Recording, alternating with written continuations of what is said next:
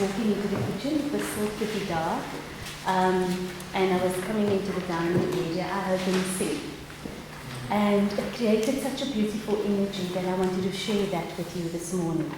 And it's also a good way for us to be present, to come into a space and not have all the other flutters out there.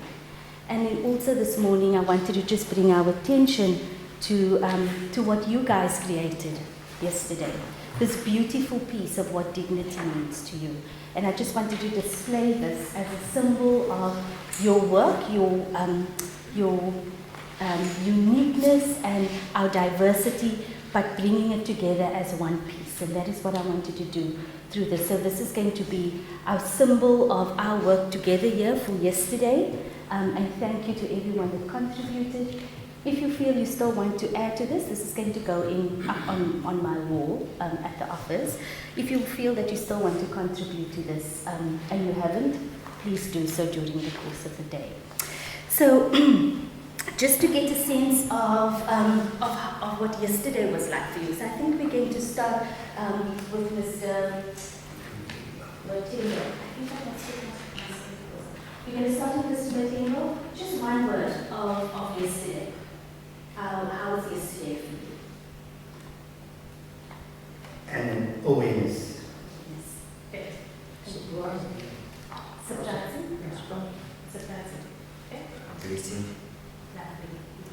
Thought-provoking.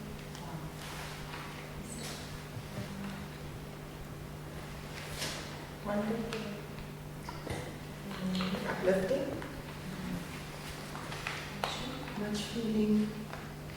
Pardon? Feeling. Teachable moments. Adventurous. Unique. Wonderful. Exciting. Pardon? Exciting. Exciting. Yesterday I was totally Amazing. Absolutely. fun. Okay. Mysterious. Enjoyable. Lovely. Lekker. Exciting. Grateful. Inspiring. Beautiful. Awesome. Educated. Encouraging. Probably. Interesting. Confusion. Just wow. Humble. Empowering. It was amazing. Yes, for me. And just to experience what was, was really good. So thank you. And then maybe I'm just going to ask a few of you. You can pop when you feel like it. So we have a thing that Stan introduced. Pop when you're hot. When you feel the urge to talk. Popcorn method. You talk when you feel, the urge to talk. So just what are you expecting out of today? How do you feel about today? Can I say something? I know I'm not part of this group, but I'm very humbled to be here. And I think three things come to mind with this situation and what you guys are doing. You spoke about it. Is acceptance, tolerance, and no judgment. And if we can live like that and finding just a little bit of joy in everything that we do, I think collaboratively as a human race, we could actually make it. That's it. So yes, you can tell me how you are feeling this morning, how you are feeling, or maybe what you expect out of the day, or you can just give me a comment of what's on your mind regarding what we do here for today. And today is a big day. Today is the celebration of Global Dignity Day. And people are doing this all around the world. So we are part of a bigger group that's sharing in this very important concept of dignity for everyone. How does that make you feel to be part of something like that? Yes, Nicole. Honestly, I thought for me, I think one day I thought this is going to be a bit boring and it's going to be we're going to hear what Dignity is all about and give our presentation, but this was really a great experience for me, and I really enjoyed to meet new people that thinks from different and has other perspectives in life. I feel like coming here and going out, I feel like I'm going to walk away with more than what I came with. That's fantastic, and that's what we're aiming for. I think I think I'm fortunate as a teacher to be able to be here with my 3 learners from my school. So I'm hoping that they are going to be inspired and that we 4 can come to an understanding of how we can take this back to our school and how they can then be the leaders of this campaign in our school for next year. So I hope they have the same vision that I do. So today to me is about planning for the future and taking this forward and making it bigger. That's awesome. I'm very excited actually. I'm very excited. That's fantastic. Thank you. That's what we want to hear. Any other comments? I'll take 2 more comments. I think it's been inspiring, like hearing the things what other people went through, how people are feeling, and just knowing that at the end of the day, everyone has one point, and it's the unite mankind as one. People to stand, live dignified lives, and I think it's just so inspiring to hear all these things and get motivated to go out to the real world and then just go and use all these things that you learn here and just in your daily life to affect other people who might not have dignity in their lives, to affect them to become a better person they actually are, and just spread positive vibes. That's fantastic. Absolutely. To be the ambassadors and the change makers and be that change that you want to see in the community. So that's awesome. Thank you so much. Last comment from someone. Yes. I feel excited, and another thing is that because we the first ambassadors, I feel so blessed to actually be part of something that one day when I grow up I'll be like, I was a part of that. That's fantastic. That's grateful. And it was so, I was so excited and I was so happy and I was so, encouraged when I saw you guys and the way that you interacted last night after dinner and I must confess I forgot your sweets and your chips and your lollipops and I was in bed and I was like, get up and go and give it to you, but you were having fun without it, so we'll get it later. But that really encouraged me to see the youth of our country coming together in its diversity, just working together. And here we have a common cause, here we have a common idea of what we want to do. So that was awesome, that was inspiring for me. And that's what excites me about what I do. Even if we just create a space where people come together and to see that happen, that's encouraging. So I want to thank each and every one of you for the spirit that you've brought yesterday and today. Just being excited about these 2 days, for the energy that you brought, for just participating. Thank you. We're going to see a lot more of that today because we have some exciting things to discuss today. So I'm going to hand you over to Stan. Give yourselves a round of applause. Start the day on a high note. Thank you, Lucretia. I think what Lucretia did was really, very important. Just for us to be here together. Just remind ourselves, that we are here for a particular purpose.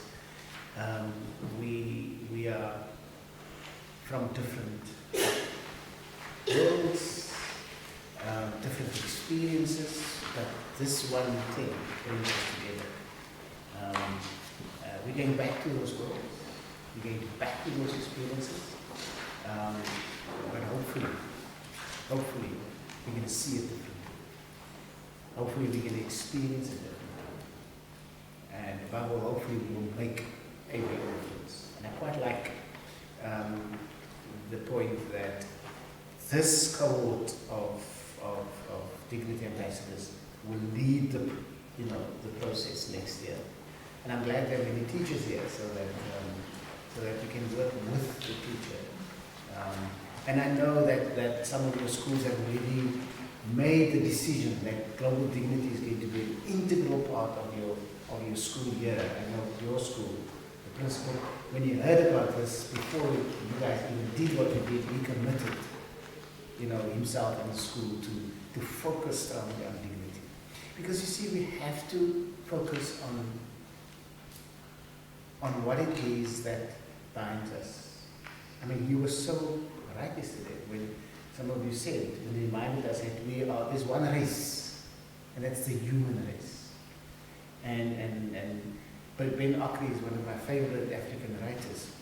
But in one of his writings, he says to young people, in fact, a speech he made at university, he said to young people, and please teachers, I'm going to now say something that might not be completely educational in terms of my wording, but I'm quoting Ben Akri when he said to these university students, you must get to a point where you need to transcend the bullshit of your parents. Because sometimes our parents are trapped. I'm trapped, my generation, trapped in whatever it is we're trapped in. And you guys give me hope because you are able to transcend that. I just see the ease with which you interact, even though you come from different schools, to different provinces, and that is encouraging. That is encouraging. So the question, and it's on your program, that we're grappling with this morning.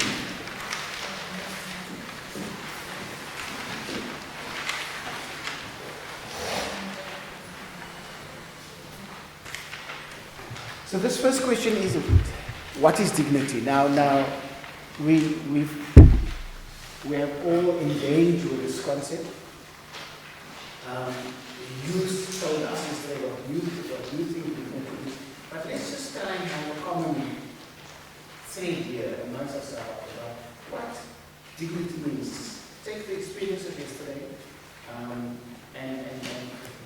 and so let's say you and I have to go out back to school, and somebody asks you, so what was this about? What is dignity? What is it that you will tell them? And then the other thing that the part of that question is how do we think about the future? Because you're the first cohort. You need to tell us what you think should happen.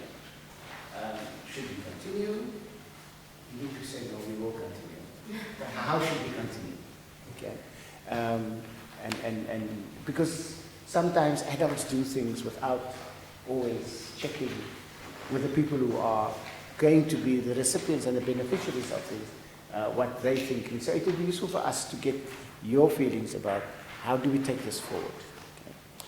So let's open the floor, and the question is, what is dignity? So if you're going to speak, and that goes for both dialogues, I'm going to ask you to come up here. And the reason for that is simply so that your voice can be picked up by the camera. Not just by the camera, but the sound of your voice can also be picked up. Because what's going to happen is Dion will eventually edit all the footage, and he will give us a 30-minute DVD, and we will ensure that the different schools represented here will get a copy of the DVD. Just so that we can, so when you promote it next year, that's your promotional material that we show to you. You okay with that? Yeah. So who would like to come up and just talk about what dignity means to you and what it is?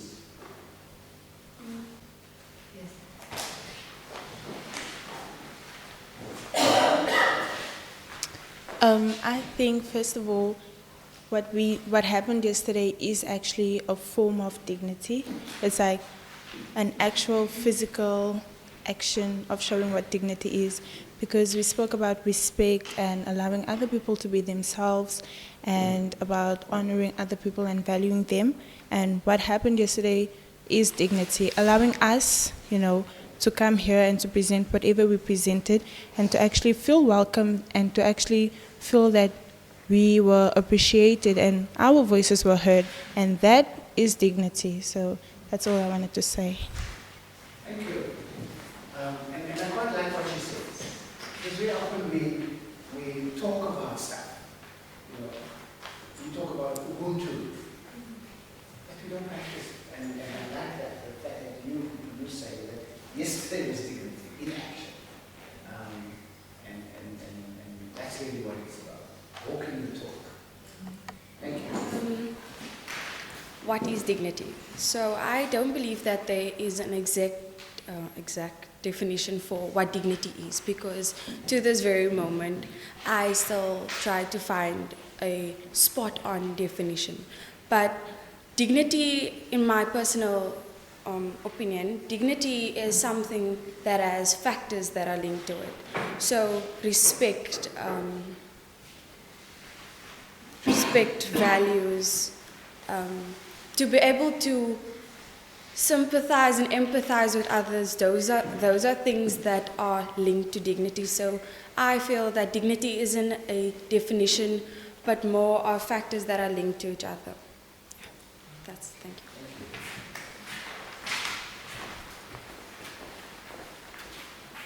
you. So this is something that I just have been contemplating today. I'm very aware all the time that I come from a very white, privileged background, and because of that, my life has been pretty easy. But I also feel that with the way that South Africa is changing at the moment, I also get a lot of judgment because of that, and I have to feel guilty about it a lot of the time.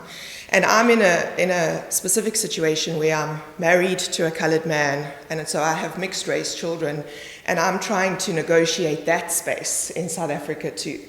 And so I think my understanding of dignity is that we all have perspectives from where we come from, and our perspectives are not always right, and they're not always real, but I need to have the confidence to be able to share my perspective in safety and not be judged for it, so that I have the opportunity to be taught a better perspective. Because I just feel that if I share the way I think of things and I'm judged for it, I'm going to shut up next time, and the chances of me changing my perspective are then reduced. So I think we need to be able to dialogue with each other, talk about each other, share the way we see things, even if they're offensive and even if they're wrong, to have the opportunity to change. Otherwise, we're all going to be in our bubbles all the time, not changing, and that means that we're going to never be unified. So I think the discussion about who we are as South Africans needs to be done in a dignified manner, and we need to value everybody's perspectives. So to me, I believe dignity is not just a word, but a lifestyle. Because that man over there, Nelson Mandela, he lived dignity every single day. Every single day that he spent in the cell, every painful thing that he went through, he still was dignified. He was able to respect others and just think of himself in a better place, you know. I feel like dignity is something we need to inspire and keep on wake up and just it's something you practice every single day, because we won't get it perfect the first time. We'll all make mistakes on the way, but we mustn't be afraid to make those mistakes. We must be able to overcome them. So I believe dignity is a lifestyle. It's something that we must practice every day. We must always work on. And if you ever have questions about someone else on their definition, you must always ask. You know, you must try and try and figure out your own definition, because everyone has their own definition of dignity. I just think you need to respect others' definition. Thank you.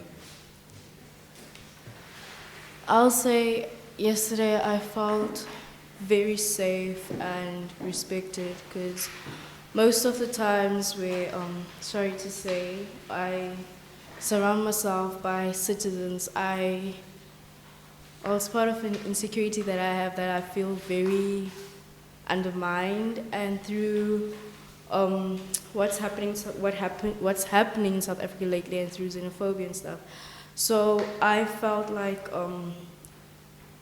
at times I feel not that I don't belong here, but I don't know if I'll fit in, let's say it in that way. So yeah, and then when I came here, I felt safe enough to express my feelings or express my mind, and I felt amazed. Yeah, thank you. For me, with what we did yesterday, all of us, when we sat there while we were eating and having fun, just chit-chatting. At first, I was just holding myself. I didn't want to express myself as the true me. You see, guys, I'm sure some of you saw that I actually eat a lot. I see. So at first I was ashamed of that, but as soon as I saw those gents going for second rounds there with the food, I was like, what? Shit, let me also go there. You know? So basically I expressed myself. I was me. I was being me, and it seemed like everyone was cool with that, you know. They weren't like judging anyone or sorts, and if anyone made a mistake, they would like apologize like she did yesterday, and that for me stood out a lot, and it actually gave me that mentality that a person is rightful to live a dignified life. A person, each and every person has the right to lead that type of life, and that. I think that's it. Thank you. I just wanted to share something. I think that dignity is mutual respect mutual respect regardless of your position and your status in life, and to not belittle someone else's level of education or their lifestyle, or yeah, that's what I wanted to say. I feel that dignity has many arms or legs. It stretches out to more areas. For example, to old people or sick people or gay people, and to teachers. And I think you have to deserve your respect and dignity. So you have a responsibility also towards that. What I feel is a very important part of dignity is treating people like they're the most important person in your life. And what I mean by that is not telling them your life secrets, but smiling at them when you greet them and just asking them how they are doing and actually showing an interest. And I think if we treated each other more like that, and that's also what I've seen there, like people show interest and they talk with each other and they laugh with each other, and really, I think if we do that more, dignity would be more common, and we would actually treat people like they were there, like they were a person. So I feel that, yeah, treating people like they're the most important person in your life is a very important part of dignity. I hope you understand what I mean by that. Not so long ago, I didn't live a very dignifying life, which I actually realized through this campaign. About 2 years ago, I moved to Paarl. I came from KwaZulu-Natal, and I was in a small little town, school and everything. So everyone knew everyone, and if you had a bit of talent at something, you were good, and you were at the top. And when I came here, and there was like so much talent and so much of everything, I almost felt like I'm not worthy of anything anymore. And I felt like I permanently had to impress others all the time, and I felt like I have to prove to other people I actually mean something. And during this campaign, I actually realized, well, that's not what life's about, and that is where dignity comes in. You should be proud of who you are, and who others want you to be shouldn't define you. You are who you are meant to be, and to have dignity and self-respect, you have to love yourself exactly for who you are. You don't have to try to change to impress other people. You don't have to try to be better than you already can. If you do your best, then that is all you can give, and that is exactly what it's all about. It's just to do your best and live who you are. And I think that is what dignity is actually about. I really want to feel uncomfortable, but I also don't want to rush anything, you know. So for the next half an hour, the mic is still open. You can remain open, because you know, sometimes the moment isn't right for somebody to say something, but then something else happens, and the moment comes along. So at any point, if you want to share anything, please, in the next half an hour, do that. And I'm just, so conscious of how big a deal dignity really is. Such a simple word. When I was younger, and life was difficult for us, there's a song that George Benson and Whitney Houston both sing. It's called The Greatest Love of All.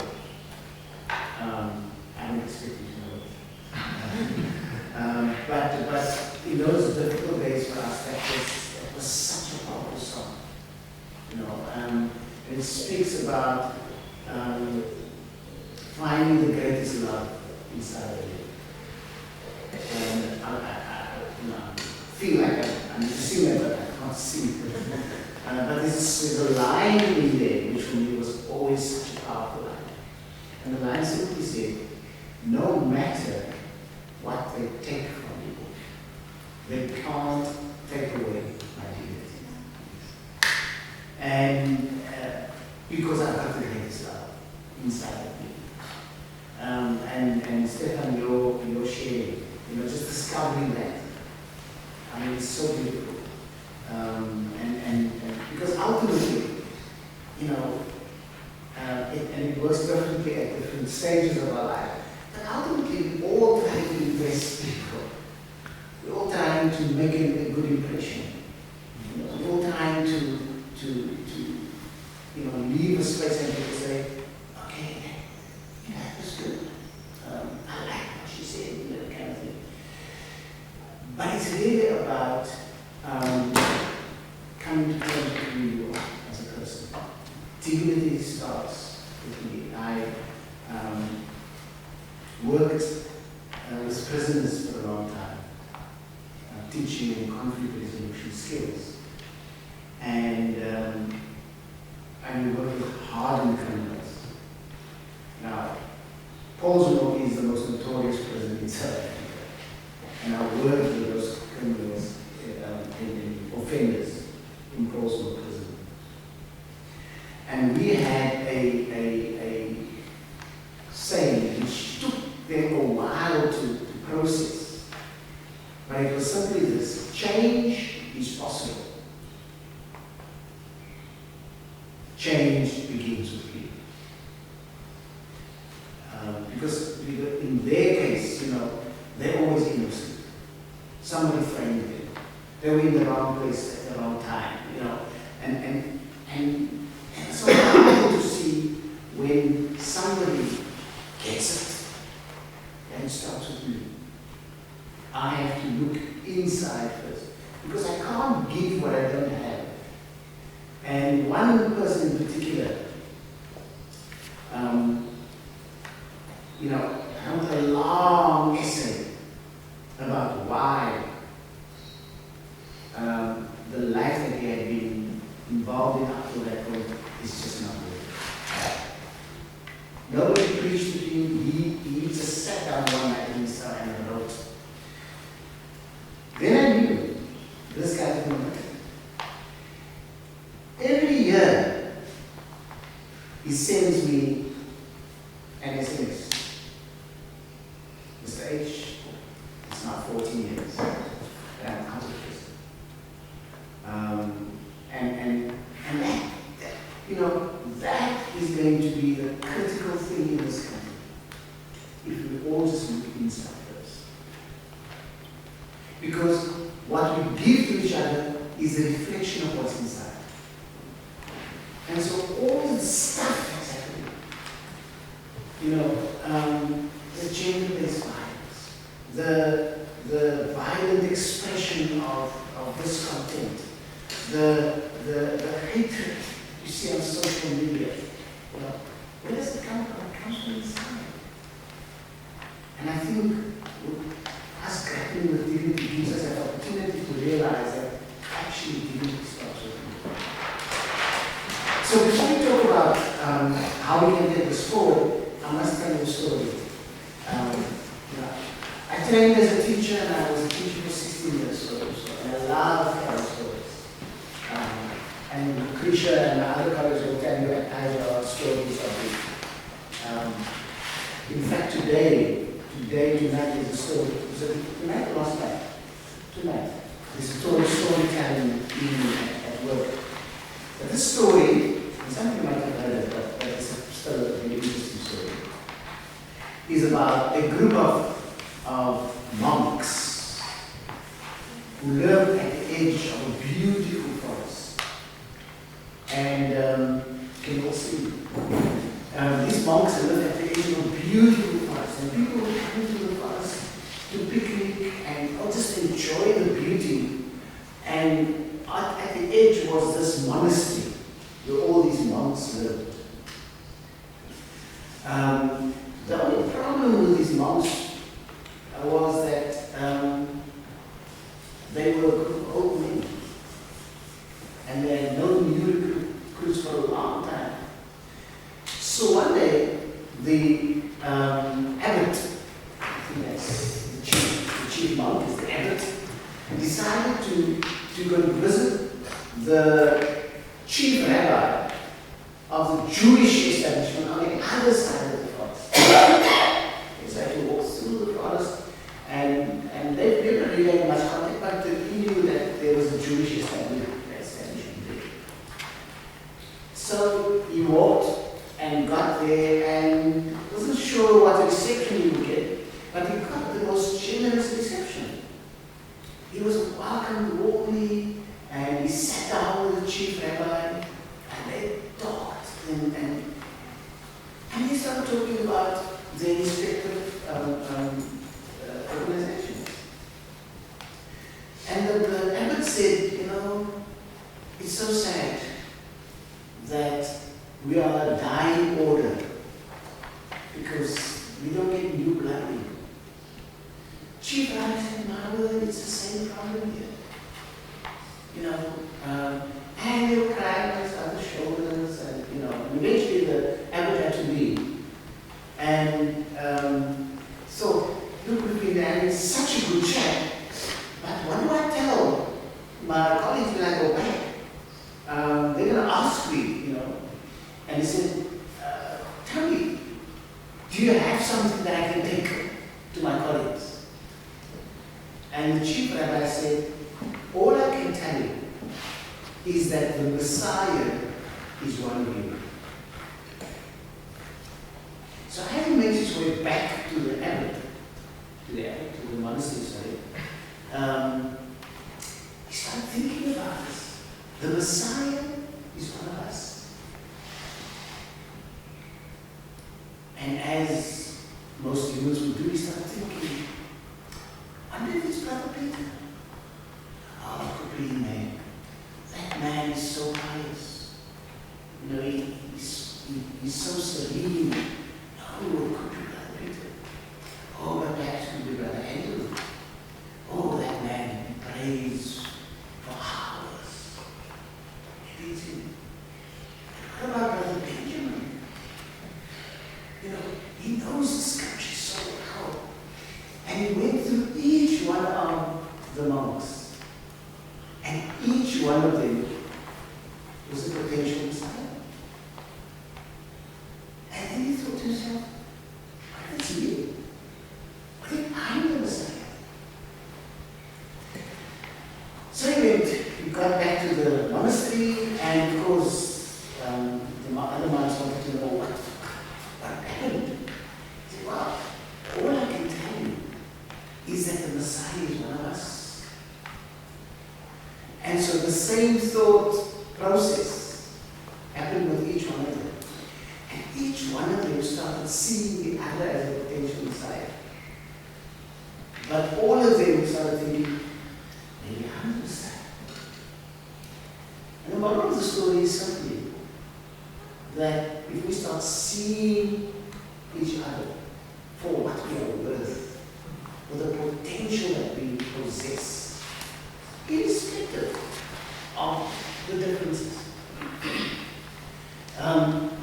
our attitude towards them is not changing.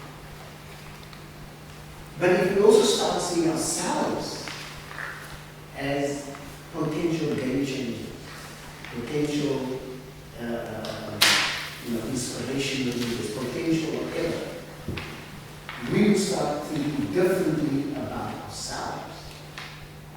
Just imagine we have that powerful combination of people feeling, looking at themselves as people with enormous potential, but also looking at others with the same eyes. And the story says that because the relationship amongst them started changing so dramatically, other people started noticing, people came to the fathers. And one young man said, "Teacher, can I?" And more young people joined, and it became a flourishing honesty again.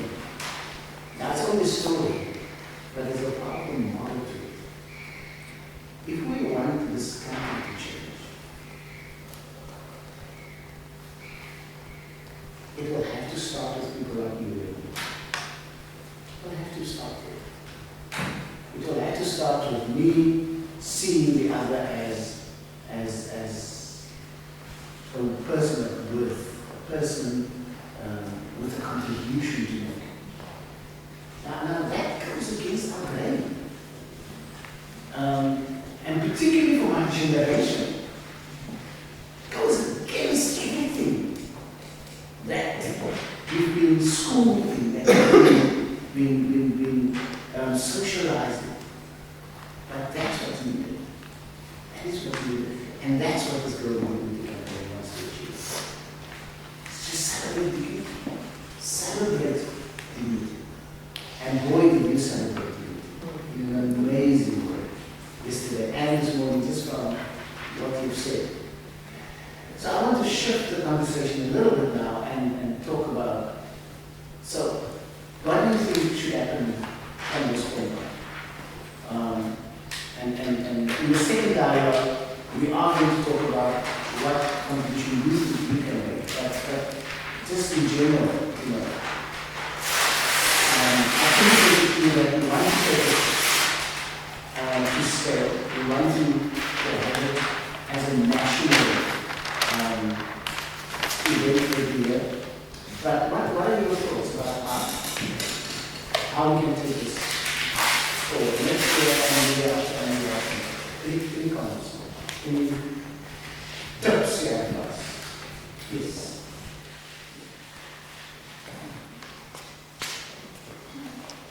Okay, so I'm going to speak personally.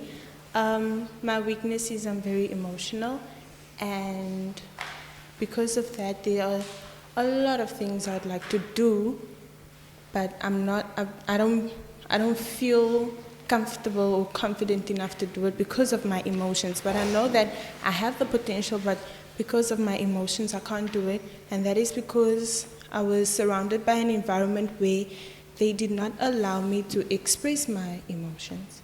I think we should allow people, when they're feeling sad, let them feel sad for a bit, because personally for me, if I feel sad and I feel hurt, if I want to cry, that's a form of me healing. I want to feel the pain so that I can know, okay, I don't want to feel the pain again. What can I do so that I get rid of the pain? So what we can do is create an environment where people feel comfortable and safe enough to express their emotions, to accept that they are hurting. Because when you accept that you are hurting, it means that you take it into consideration, and then because of that, automatically you will want to find a way to move forward, because I'm sure none of us wants to stay sad forever. So we should create an environment where people feel that they can cry if they want to cry, they can shout if they want to shout, but then if you see that the person is hurting so bad that they need help, if you can't provide the help for them, direct them to an institution or to an organization or something like that that can help them, gain the confidence back. Because I just feel like it's really beautiful when someone like having a best friend, your best friend will allow you to feel the pain, and then you will feel that you are worthy of living, because once you feel the pain, you will look for a solution. And that's all I wanted to say.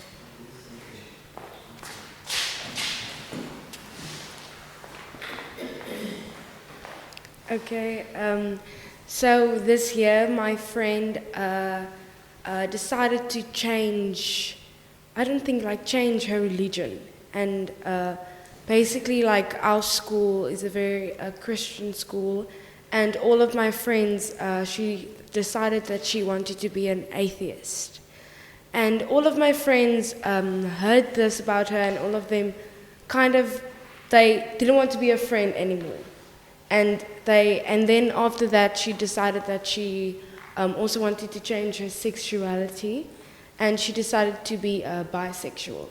And after that, like nobody wanted to speak to her because everyone knew that she was bisexual, and everyone like thought that she likes me, so I don't want to, you know. And after that, like it started to spread around school. Her mother found out, and her mother's also very like Christian, strong Christian. And after that, like her mother didn't want to speak to her, then she went to her father and she lived there. But every single day, like when she came to school, she always had a smile on her face. She was always happy. She always spoke to people, even though she knew that nobody, like everyone judged her. And I think that we should all like respect everyone because we're all people. Doesn't matter if they change their religion isn't the same or their sexuality isn't the same. We should treat people with respect. So going back to our schools, I think it's quite important that it starts with the individual. So you have to go back, and as the word says, we have to be ambassadors for what happened at the Global Dignity campaign in Robben Island, and also tell them the stories and everything that happened. So just go back and explain to people what dignity means, because even to me, when I decided to do this campaign, I wasn't sure what Afrikaans waardigheid meant, and I actually had to go do research, and I realized what an amazing word this is, and I really feel like it needs to be incorporated into schools. So I think we should all go back and just tell the stories and be ambassadors. There are many ways to take this from here, but the one thing we can't do is to keep quiet. I've learned something very important, and that is if you learn something, you should take that and use it into your regular life within 48 hours. Otherwise, after that, it's not going to be no more use. And I assume most of you are going back to school tomorrow, which is the perfect opportunity to go out and reach out to your friends. I mean, I'm sure a lot of them know, went to Robben Island, you make this thing about it, and now you could go back to them and tell them, well, I went to Robben Island, what dignity is. Because dignity, like I said, doesn't have an official statement in the dictionary. I mean, when we were on our way to Cape Town for the first time, meeting everyone about this campaign, we were sitting on the bus and we just quickly Googled the definition of dignity, and when we realized, well, there's so many little things, we realized that, well, if we don't know it and we actually went to search it on Google, how should all the other people know what dignity is? And I think that is how we should go back to school tomorrow and wherever you're going, and just like take the message that we all learned here, and you go tell it to the people, you go explain to them what it's all about, and also allow them to open up. So you can also open up first, so they can see, well, okay, he or she's opening up to me, so I can open up back to them. And that is how you get people comfortable around you, and just like spread the positive vibe about what dignity is and how they can use it in their everyday life. After like all of this experience, there's actually just one thing I want my friends to say when I come back to them. There's only one sentence I want like to come from their mouth is, "You've changed." That's what I want them to say to me, because this experience has really made me grow as a person, and I want to take it out there, because at the end of the day, it starts with us. And I know this thing, it's very hard to look at everything bad that's happening in the world and think, how can I change it? So I say to all of us, you don't have to like speak in front of 1 million people. Start with the small group you have, because we're still young. We can still like implement this ideal to our friends. So I'm gonna go back. I'm gonna tell my friends about what I did in Cape Town, because some of them just think I came here for a holiday. Well, that's not the thing, you know. So I feel like with this thing, as I said, like it's a lifestyle. So it's something we should like be teaching to even like younger kids and all of that, because I've seen younger kids like disrespectful and all of that, and I feel like it's up to us to sort of like change the world, you know, one step at a time, one person at a time, you know. You don't know what your words can do for someone else. So that's what I believe we should do. Going back to our friends at school, I have a friend who a month ago was diagnosed with cancer. I felt like I needed to be there for her and restore her dignity because she had to cut her hair off, and then she had to wear a beanie. She was ashamed to express how she felt, but I felt like I had to support her since she supported me when I was suffering from depression and anxiety. But she's like a person who likes getting everything into her. She like bottling up things. I helped her restore her dignity after I heard of this dignity campaign, and she was surprised how I spoke to her because I'm also not an open person. But the way I encouraged her, she was really convinced that her parents came personally to thank me because at home she was that person. She's a loud person around people, but when she was diagnosed with cancer, she didn't want to go out of class. We had to go buy her food in break time. But ever since I encouraged her, she was the usual person she used to be. Even her parents came to me and thanked me because they saw how she had recovered. So I think that it's within us that we can help other people restore their dignity, restore their confidence, and help them feel wanted, feeling like they matter. I don't think we do enough for learners to really understand and value the history behind these days. I think one of the things you and the partners can consider is to work with the education department of which you already are working with. They're always looking for a kind of theme to attach to these days. And maybe for next year and the year to follow, to attach a component of understanding and valuing dignity.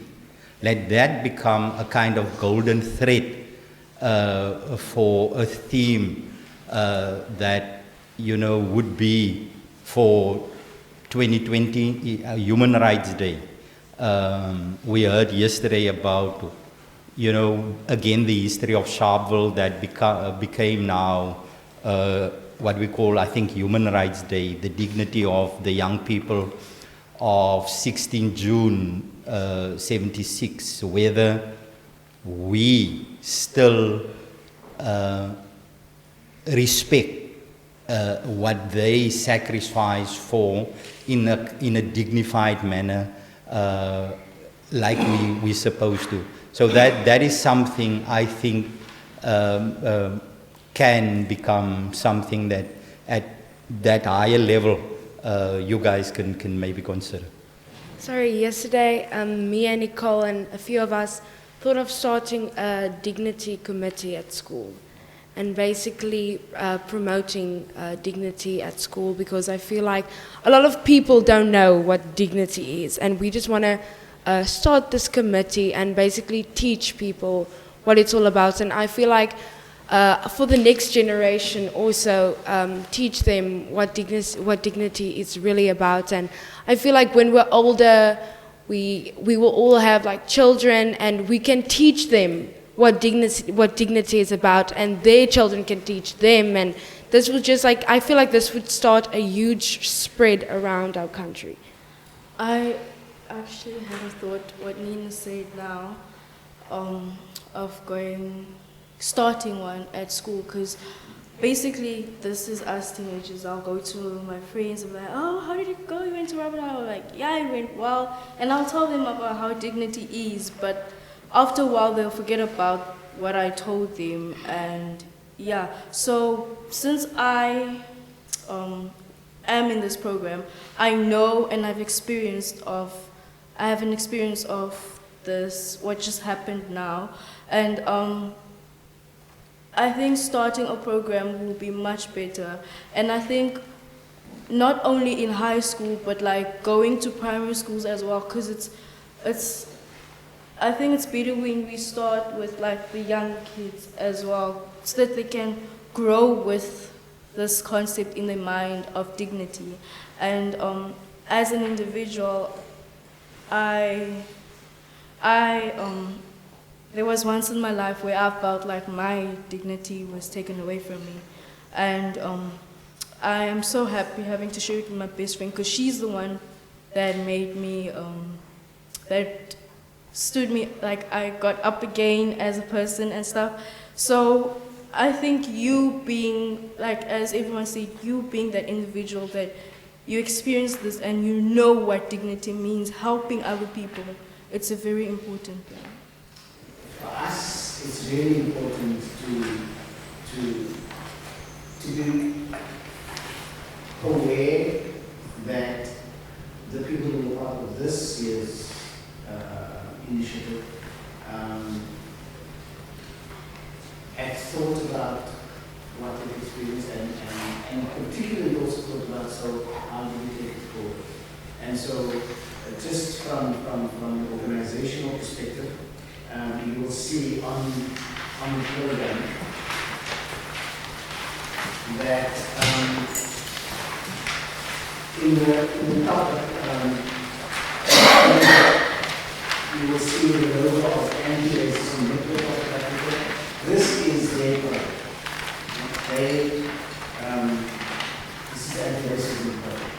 IJR was asked by ANSA to kind of organize it, because it's an idea that we push, and that's why I will be associated. The Department of Arts and Culture, we are sleeping here, and they made it possible. The food that they made it possible.